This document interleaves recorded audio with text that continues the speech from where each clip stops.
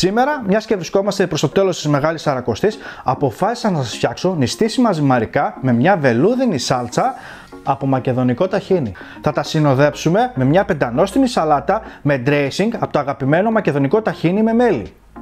Η ελληνική υπερτροφή που προσωπικά την έχω πάντα στο πρωινό μου για να ξεκινάω δυναμικά την ημέρα μου. Σε μια κατσαρόλα προσθέτουμε 2 λίτρα νερό και το φέρνουμε σε σημείο βρασμού. Κόβω σε κυβάκια 2 μικρές ντοματούλες. Ρίχνω το αλάτι και 200 γραμμάρια πένες από αλεύρι καλαμποκί χωρίς γλουτένι. Μαγειρεύουμε ανάλογα με τις οδηγίες που αναγράφονται πάνω στη συσκευασία των ζυμαρικών. Για τη σάλτσα θα χρειαστούμε 80 γραμμάρια μακεδονικό ταχίνι, χυμό από μισό λεμόνι,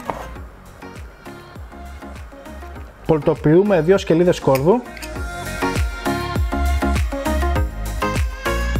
πιπέρι, λίγο αλάτι και 100 γραμμάρια από το νερό που βράζουμε από τα ζυμαρικά.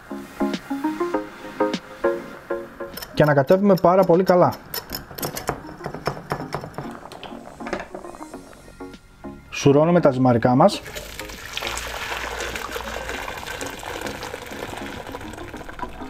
Και τα ξανατοποθετούμε στην κατσαρόλα. Ρίχνουμε τη σάλτσα και την ντομάτα σε κυβάκια. Ανακατεύουμε και τα ζυμαρικά μας είναι έτοιμα. Προαιρετικά ψιλοκόβω λίγο μαϊντανό.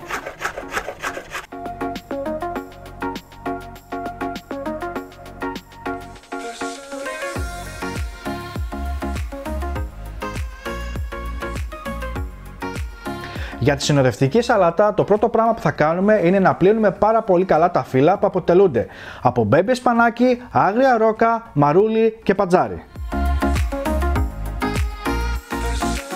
Κόβουμε τα ρεπανάκια σε ροδέλες. Κόβουμε τα ντοματίνια μας.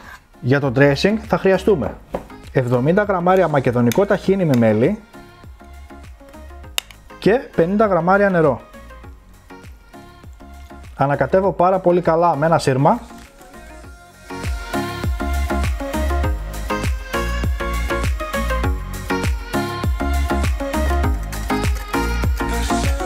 Και το dressing πρέπει να έχει αυτή τη σύσταση. Σε ένα βαθύ πιάτο της αρεσκίας σας βάζουμε τα φύλλα που έχουμε πλύνει,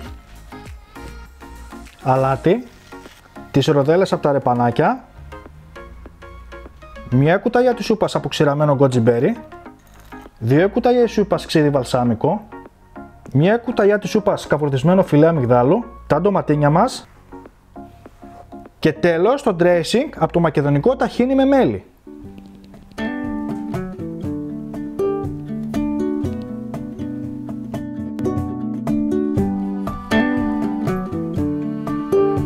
Ένα πλήρες γεύμα που μπορείτε να βάλετε στο πρόγραμμά σας για μια ισορροπημένη διατροφή, γιατί και Σαρακοστή το θέλει το ταχίνι στο μακεδονικό.